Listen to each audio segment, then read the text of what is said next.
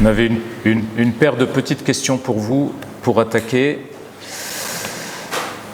Est-ce que vous avez une plateforme de business intelligence ? Aujourd'hui, toute entreprise a une plateforme de business intelligence. Ou pas.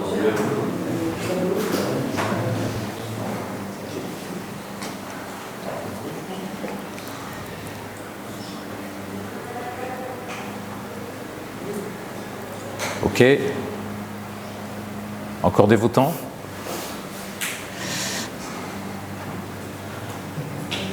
Ok. Ne vous étonnez pas, on a choisi Power BI Embedded comme plateforme à l'intérieur d'Intuiflow et pour une raison qu'on va reprendre, mais qui est que c'est une plateforme qui est très, très dynamique et qui est de plus en plus largement adoptée. Alors aujourd'hui, en termes de visibilité sur votre supply chain, on va parler du périmètre de votre entreprise. Comment est-ce que vous décririez la visibilité sur votre supply chain ?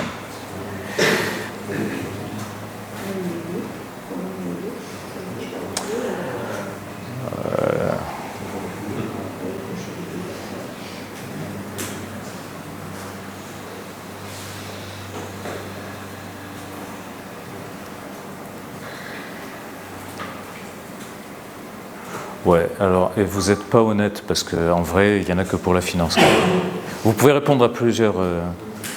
vous pouvez répondre plusieurs fois. Mais globalement, beaucoup d'entreprises qui ont quand même une visibilité qui est éparpillée dans un certain nombre de tableaux de bord et qui travaillent à mettre en œuvre. Et quelques-uns, donc ça sera intéressant de benchmarker avec eux. Qui sait qu'il y a quelque chose de vachement bien fagoté là ? Donc Florian, on benchmarkera Florian à la pause. Alors qu'est-ce qu'on essaie de faire ? Est-ce que ça va marcher ? Ouais. Ce qu'on se dit, c'est que pour développer l'agilité et la résilience, on a besoin quelque part de visibilité. Et de visibilité sur l'ensemble de la supply chain, ou du moins sur l'ensemble de la supply chain sur lesquelles on peut capter des informations. Donc là, clairement, ce dont on parle là, c'est d'une plateforme qui est intégrée à Intuiflow, sur lequel on capte les événements et les informations que l'on collecte dans cet environnement-là, c'est-à-dire dans le domaine d'intervention d'Intuiflow, de la distribution, de la planification de prod, des appros. Et on essaye d'articuler les différents rapports mis à disposition sur 4 axes. D'une part, c'est arriver à décrire qu'est-ce qui s'est passé, avoir de la visibilité sur ce qui s'est passé et de voir si on s'améliore ou pas au fil du temps. Quand on a des variances, d'essayer d'identifier des causes, ce qui n'est pas le plus simple, ou des causes probables, de se projeter un peu dans le futur, qu'est-ce qui peut se passer, et donc là on va être en lien avec le SNOP, et puis de se dire qu'est-ce qu'on pourrait faire, qu'est-ce qu'on devrait considérer comme adaptation de notre modèle opératoire. Ce qu'on essaye de faire donc, dans Intuiflow, et c'est relativement récent, c'est-à-dire qu'on avait un éditeur de rapport dans Intuiflow qui n'était pas le plus performant et efficace, que l'on a remplacé à partir de octobre oui.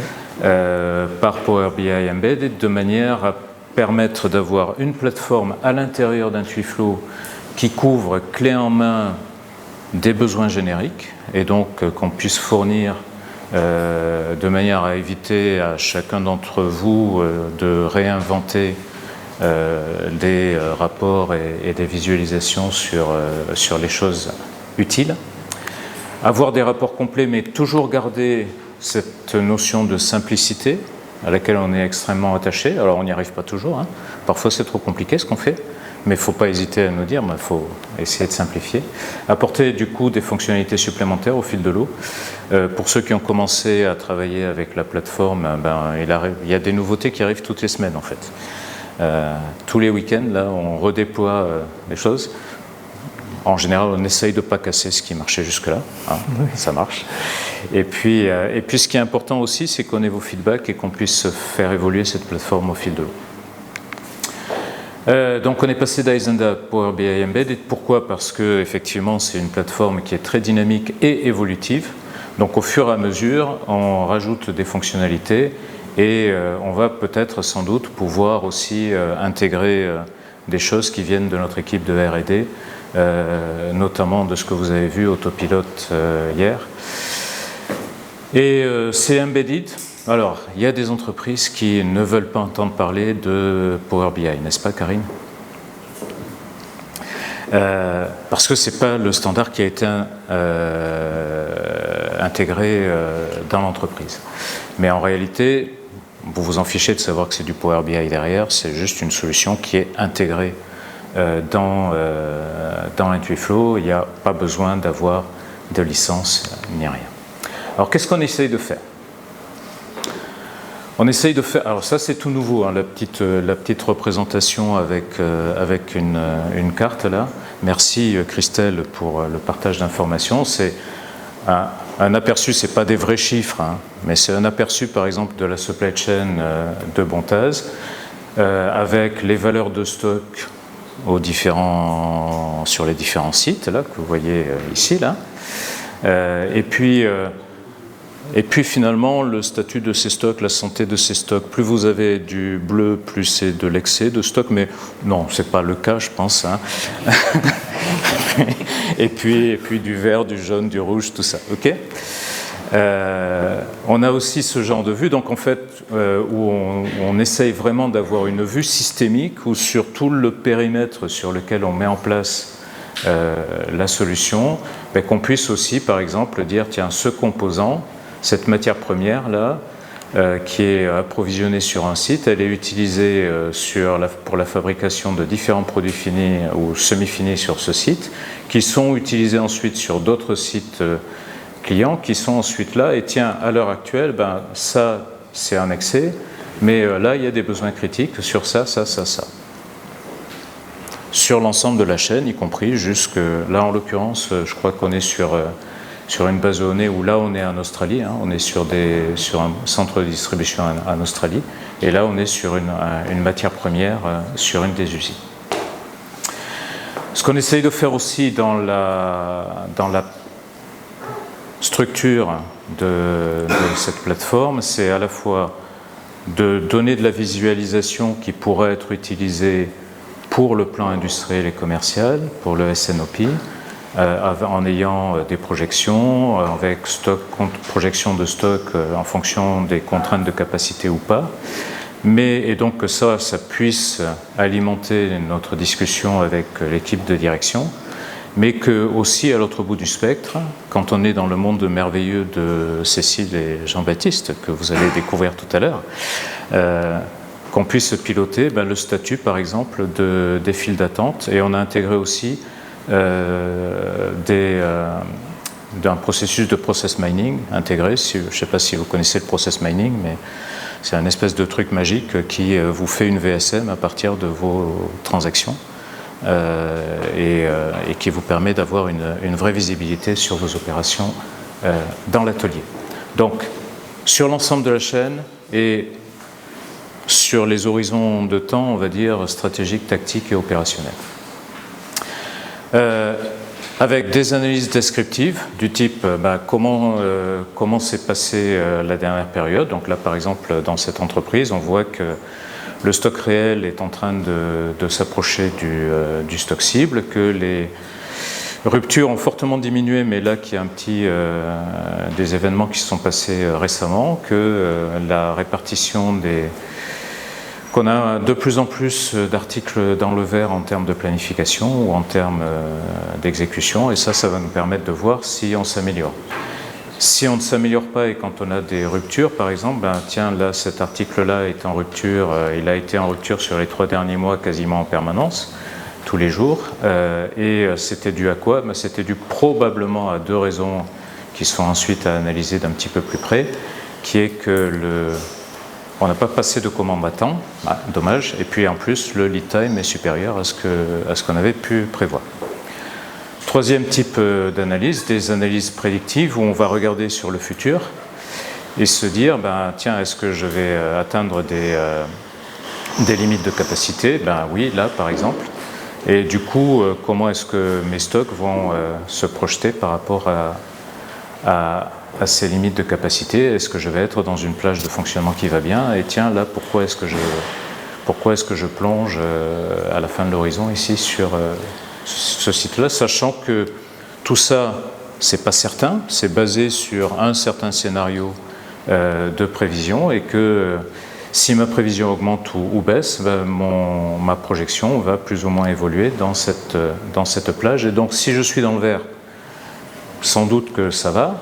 Si je descends là, peut-être que je prends des risques. Et puis, d'autres analyses qui sont des analyses prescriptives. Quelles sont les modifications que je devrais faire à mon modèle opératoire pour répondre à ça? Alors là, pour être clair, aujourd'hui, c'est très balbutiant. Ce qu'on a vu hier un peu sur Autopilote, ça va nous aider aussi dans ce domaine-là. Mais un exemple ici, c'est un des rapports qui est intégré dans le jeu de rapport standard, qui est de dire, tiens, vous avez un certain nombre d'articles qui sont non stockés ici, là c'est des semi-finis par exemple. Ces semi-finis, si on mettait un point de découplage dessus, potentiellement on pourrait avoir un impact de l'ordre de 400 000 € sur les stocks d'articles, sur les niveaux de stock cible d'articles par an, qui sont actuellement de 3,8 millions. Donc ça veut dire que si je décide de stocker cet article-là que vous ne voyez pas là, potentiellement ça peut me permettre de réduire mes cibles de stock en ayant la même sécurisation, on va dire, de 420 000 €, mais je remonte mon point de découplage finalement plus haut dans ma chaîne de valeur. Et puis aussi, si je fais ça sur cet article-là, ça va me permettre de réduire de 9% mes délais sur les articles fabriqués à la commande qui utilisent ces semi-finis. Donc peut-être que c'est une idée et on va aller un cran plus loin. Est-ce qu'on teste de découpler ce niveau de nomenclature et qu'est-ce que ça donne? C'est balbutiant et on cherche à le faire évoluer avec vous. Donc je vais laisser la parole à Céline Mohamed qui va vous montrer un peu à quoi ça ressemble. Il va faire soigner la plus chaude.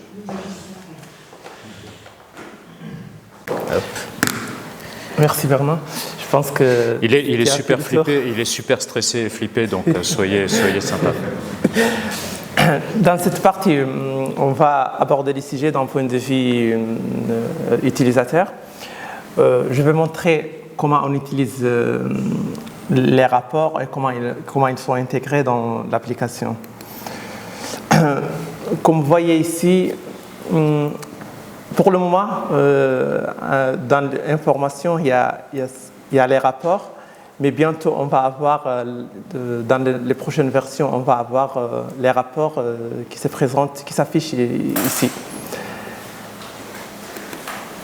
Si on clique sur les rapports, comme il a dit, on a développé des rapports, pour le moment, on a développé des rapports sur 4 axes. Sur l'historique, sur le temps actuel et sur le présent, et un rapport sur l'ordonnancement. Qu'on considère comme des rapports génériques, on a essayé de contourner la plupart des questions de supply chain et on déploie ces rapports généralement pour la plupart des clients et en même temps on fait des rapports spécifiques en cas de besoin pour certains clients. Je pense qu'on a déjà vécu ces cas avec certains d'entre vous. Dans cette fille, vous voyez, il y a une section Power BI prédéfinie. Ça veut dire, ici, vous allez voir les rapports qui sont prédéfinis, les rapports qui sont génériques, qu'on a développés pour tous les clients. Par contre, récemment, depuis le mois de mai, on a ajouté les possibilités que l'utilisateur, il peut lui, à travers les données, il peut lui construire ses propres rapports. Il y a des champs, il y a des mesures ou des calculs qu'on a effectués avec des appellations qui donnent des sens Par exemple, le part number pour dire l'article, et le stock, inventory pour dire le stock, et vous pouvez construire vos propres rapports. Je vais essayer de présenter certains rapports. Je ne vais pas faire le tour sur tous les rapports, mais je vais essayer de présenter certains rapports pour vous donner l'envie ou l'appétence d'explorer les autres pour ceux qui n'est pas encore regardé tous les rapports. Je vais essayer de prendre un ordre chronologique. Je vais commencer par l'historique. Avant, je veux dire rebondir sur une chose, c'est que, comme j'ai dit, il y a la possibilité que vous faire vos propres rapports, et une fois que vous cliquez sur éditer ici et changer, par exemple, ajouter des champs ou changer ou créer de nouveaux rapports. Pardon? Ah, okay. Désolé, sinon tu vas pas. Ouais, c'est bon. Excusez-moi. Hop. Ouais, c'est bon, pardon. Excusez-moi. Okay. Une fois que vous éditez vos rapports et l'enregistrez, ils vont apparaître dans la section Customer Power BI. Ce n'est pas dans la section les rapports prédéfinis. Ces rapports-là, c'est connecté sur la base de données de IntuiFlow. Ça veut dire que les données que vous avez sur votre instance représentent exactement les données qui sont sur le rapport. Et ces rapports, ils se rafraîchissent chaque jour, une fois par jour, mais il y a la possibilité, s'il y a une nécessité, de le faire 2 fois ou 3 fois par jour, autant qu'on veut. Mais heureusement, on a ajouté aussi la possibilité que vous pouvez actualiser vous-même vos rapports. Ça veut dire quoi? Ça veut dire que si, par exemple, vous effectuez des changements sur l'instance et vous vouliez voir ces changements exactement sur les rapports, vous devez actualiser les rapports et ça prend à peu près quelques minutes, 5 à 10 minutes. Et le rapport sera actualisé. Ça veut dire que ça sera être à jour.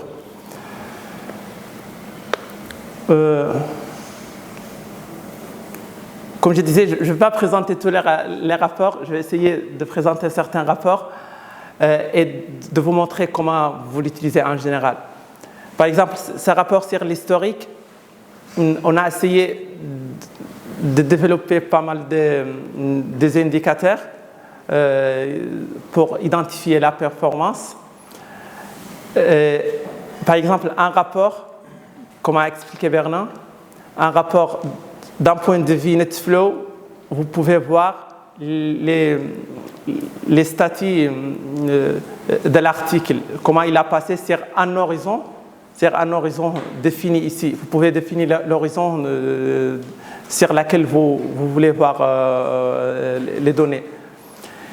Et vous pouvez voir les données, par exemple, vous agrégez les données en semaine, en jour, par exemple, en mois, etc. Il y a des indicateurs au tout début pour vous donner des idées de quoi ce rapport parle. Juste pour pouvoir voir tout. Ah, ok. Oui. Ce rapport-là, il concerne la tendance de buffer. On voit ici, par exemple, les stocks, les stocks réels par rapport aux stocks cibles. Et il est dans quelle zone? C'est-à-dire, est-ce qu'on était dans les bons cas? Est-ce qu'on était dans la zone verte? Ou est-ce qu'on avait trop de stocks ou moins de stocks?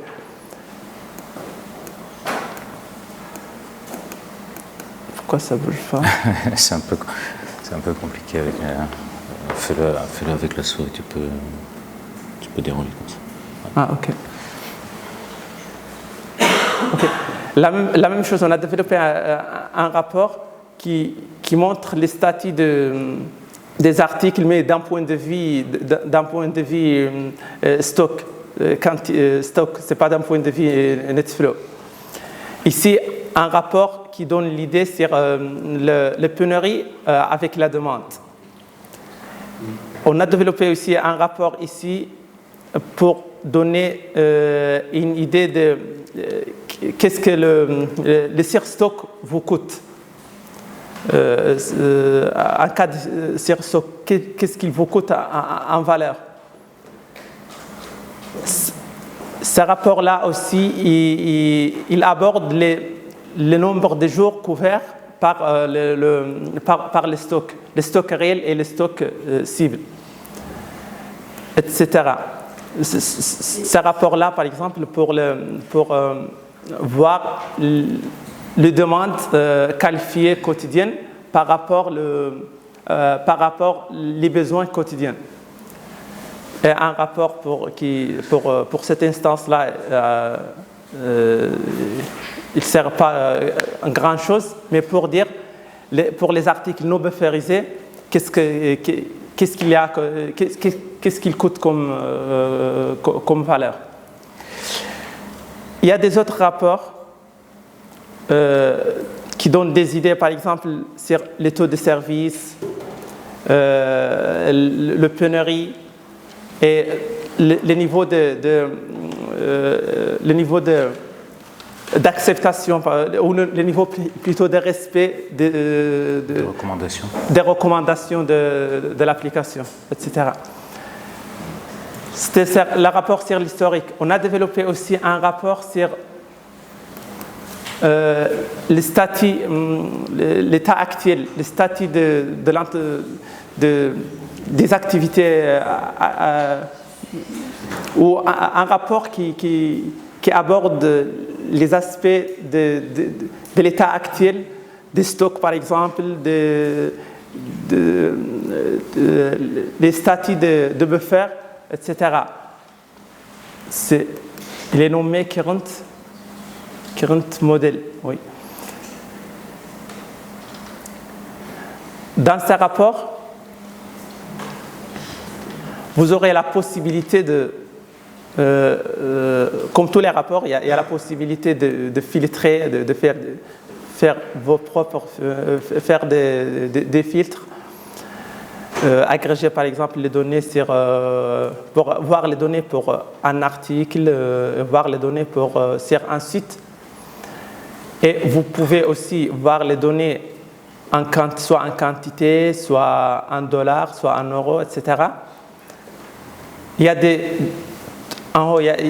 a des indicateurs qui indiquent le stock réel par rapport au stock cible et la variance.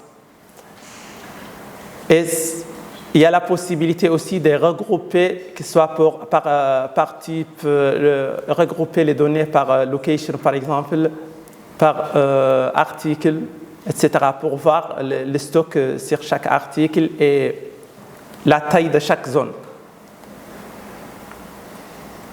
Récemment, on a ajouté un rapport qui est toujours en développement, un rapport qui permet de voir un cas où il y a beaucoup de bleu. Il y a plusieurs sites sur plusieurs, par exemple, villes ou plusieurs pays. Vous pouvez voir les statuts de chaque article, les statuts sur chaque site. Est-ce que vous avez trop d'articles rouges? Est-ce que vous avez trop d'articles trop de stock? Ou est-ce que vous avez moins de stock? L'intérêt aussi de ce genre de choses, alors c'est pas encore complètement développé, mais vous voulez savoir c'est qui les bleus, là vous aurez la liste des articles bleus, vous cliquez sur l'article bleu, vous allez directement dans la page, etc. On n'est pas en flux disponible, on est d'accord. On fera les deux. Là c'est quoi, c'est du flux disponible? Là pour l'instant c'est du flux disponible. Version bêta. Ouais. Ok. Ouais. On a également développé un rapport qui concerne la nomenclature, il se base sur les liens de nomenclature pour chaque article. Il permet de voir, pour par exemple chaque article parent, les articles composants qui sont liés directement avec cet article et le contraire aussi.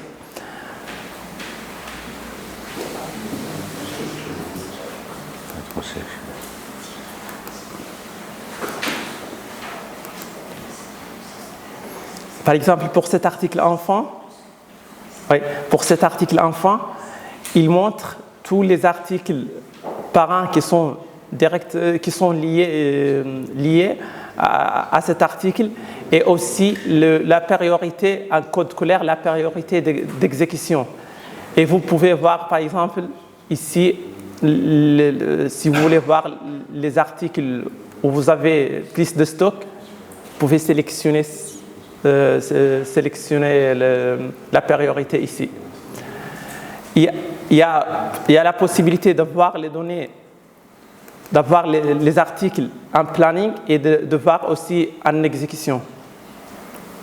C'est la même logique, mais dans l'autre sens. Ça veut dire pour chaque parent, vous pouvez voir les articles enfants qui sont liés à l'article parent, avec aussi la priorité d'exécution. Par exemple, si vous voulez voir les articles en composants, ou les composants où il y a un problème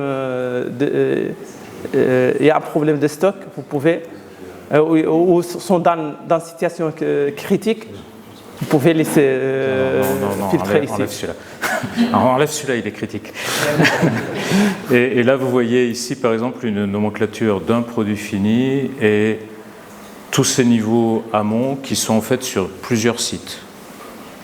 Donc, c'est vraiment à l'instant T le statut d'exécution ou de planification sur l'ensemble du réseau. Vous avez réussi à mettre des nomenclatures de combien de composants là, au maximum, qui soient à peu près visibles? Parce que dans l'aéro, on a facilement des 300-400 références dans la nomenclature. Ouais, après, il faut adapter, hein, mais après, tu peux zoomer aussi. Ok. Et encore, 300-400, c'est pas beaucoup, quoi. Donc, il y a cette version graphique et puis tu as la version tableau sur un onglet Oui, séparé. et la version tableau, il est là.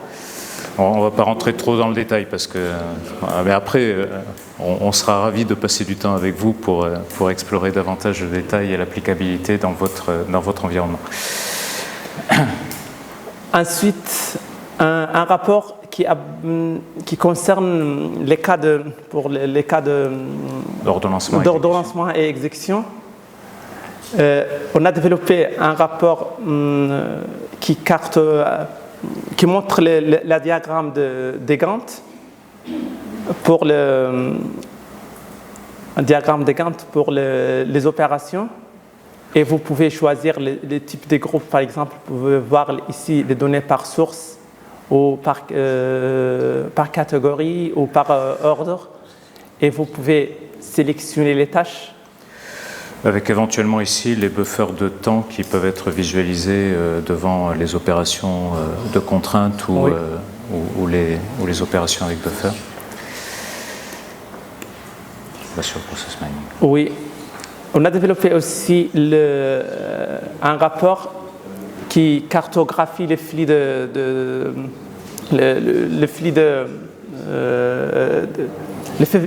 fabrication. Vous pouvez voir les flux pour tous les ordres et même vous pouvez voir pour chaque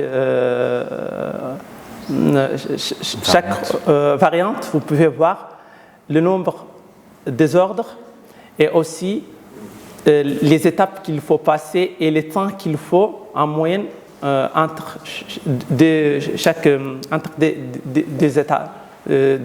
étapes. De commencement jusqu'à la fin.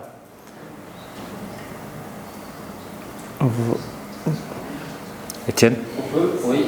Ce rapport-là, il est enrichi si on a le module ordo ou Et oui. pas? Et oui. Oui. Oui. Et oui. Avec la même logique, on a développé un rapport sur l'ordonnancement, sur l'historique de l'ordonnancement, qui permet de visualiser qu'est-ce qui s'est passé avec qu'est-ce qui s'est passé, les ordres, comment ils sont, est-ce qu'ils étaient en retard ou est-ce qu'ils sont arrivés en retard ou ils s'étaient avancés. Donc pour ceux qui iront dans le monde merveilleux de Cécile et Jean-Baptiste tout à l'heure, là je fais quand même un peu de pub. Dans la logique de fonctionnement, ordonnancement et exécution, on pilote à certains endroits dans le flux des files d'attente, ce qu'on appelle des buffers de temps, et on les pilote en rouge, jaune, vert. Et typiquement, des ordres devraient arriver le moins possible en rouge ou rouge sombre. Rouge sombre, ça veut dire que l'ordre est arrivé en retard sur une certaine étape de fabrication, qui est une étape de fabrication critique. Si on est bleu, c'est qu'on est en avance. Si on est jaune, c'est qu'on est dans la bonne plage.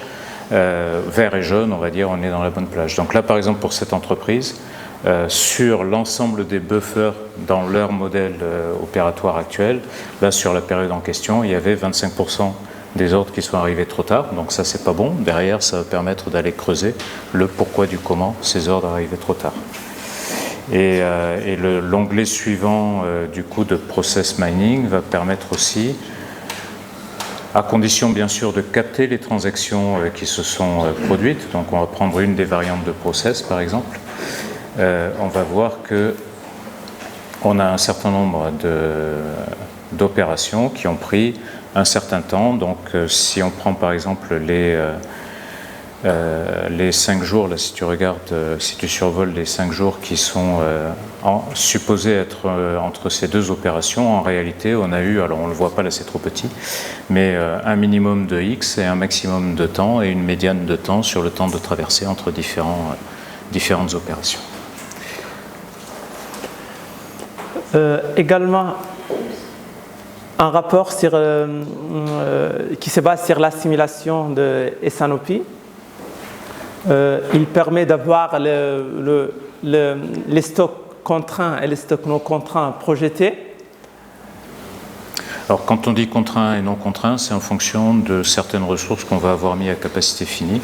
Et on va dire, compte tenu de cette ressource qui est à capacité finie, il faut soit anticiper des ordres, soit en retarder certains. On va viser une cible de stock inférieure à la cible voulue, où on va avoir des délais plus longs si on est à MTO. Vous voyez qu'on est ici sur du MTO et MTS mixés sur ces articles-là. Donc, et là, on va pouvoir projeter à la fois en maille, semaine, mois, etc., mais aussi en unité de mesure, par exemple palette, si ce qui nous intéresse, c'est de projeter notre besoin de stockage par rapport à notre capacité de stockage, etc. Je pense qu'on a explosé le timing. Je regarde le timekeeper. Et on devait finir à quelle heure ? 10h45. Ça va alors. Ok. Donc on a rattrapé le retard qui était passionnant de Walid. Voilà. Des autres rapports, mais un rapport par exemple pour voir seulement les erreurs d'importation, et un rapport sur administratif pour voir les comptes sur l'instance et le rôle de chacun. Donc au fur et à mesure, on va enrichir. Alors là, on vous a montré juste quelques vues. Par exemple, si on reprend le rapport SNOP, je ne sais pas si tu l'as toujours ouvert, il y a sur chacun des rapports plein d'onglets en bas qui vont permettre par exemple d'aller voir RCCP, de comparer l'historique à la projection et de raisonner et de commencer à raisonner par plage et par exception, ce qui est vraiment le sujet qu'on essaye de promouvoir sur la gestion du SNOP. C'est juste un petit aperçu. Je propose...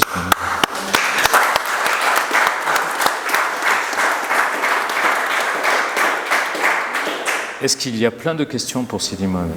Juste une petite question sur la mise à jour des versions Power BI. Est-ce que vous suivez toutes les évolutions de versions Power BI que vous avez faites ? Ouais, alors en fait, on est basé sur le Power BI Service, qui est la couche web de Power BI. Il y a des mises à jour tous les mois.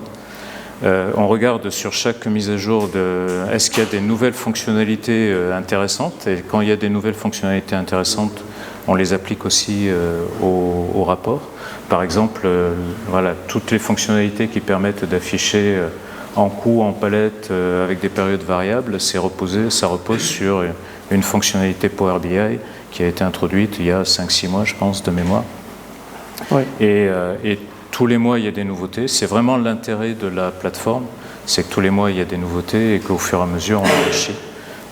D'une part, avec les retours des clients, et c'est pas le plus sexy là que tu as affiché, mais et puis d'autre part, avec les évolutions de la plateforme.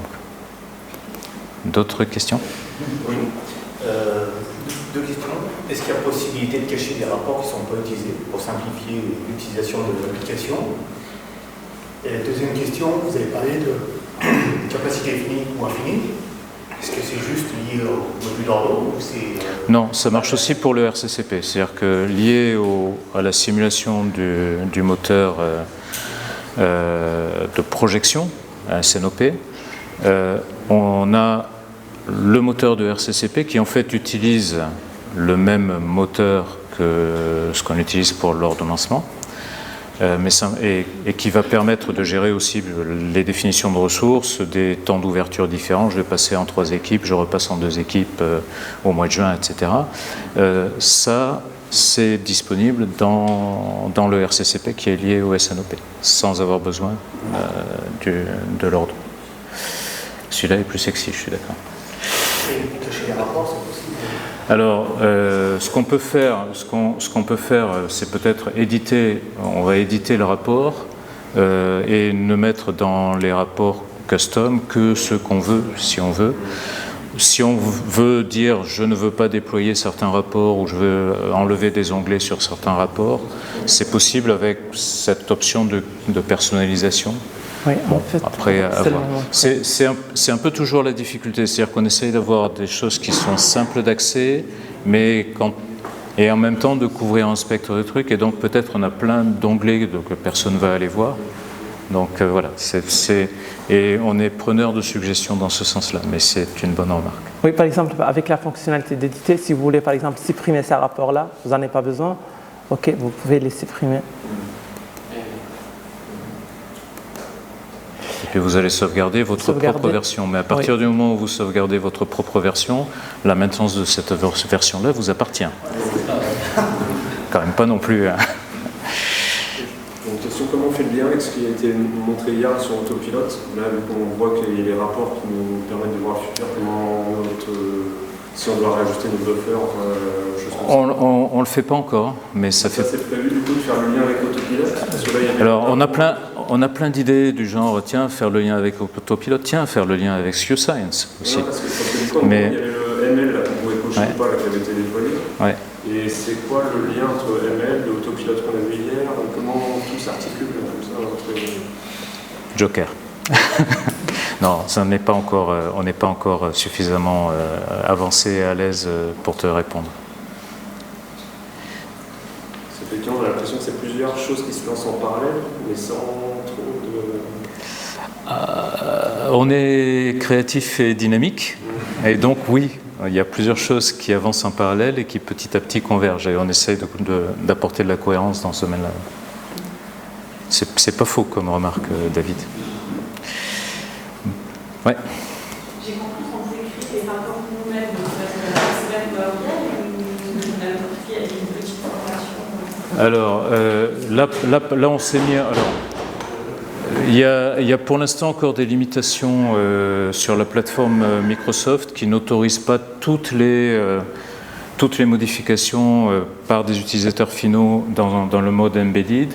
Donc là, par exemple, on s'est mis en mode modification. Vous voyez à droite, alors vous ne voyez pas parce que c'est tout petit, vous avez accès au visuel, vous avez accès aux tables et aux différents champs. Donc du coup, vous pouvez recréer des choses, mais seulement par rapport aux tables et aux champs calculés que l'on a mis à disposition. Donc il y a cette contrainte-là. Vous ne pouvez pas rajouter un champ calculé, une mesure d'axe. Alors, je ne sais pas si vous avez des développeurs Power BI et DAX et compagnie, c'est un peu chaud quand même, hein, c'est un peu technique. Donc il y a la possibilité de faire des choses et puis après on discute et s'il faut qu'on rajoute un champ dans les choses mises à disposition par défaut, on va le faire. Ouais. Est-ce qu'il y a des fonctions de publier l'information au-delà des utilisateurs de l'application justement de diffuser l'information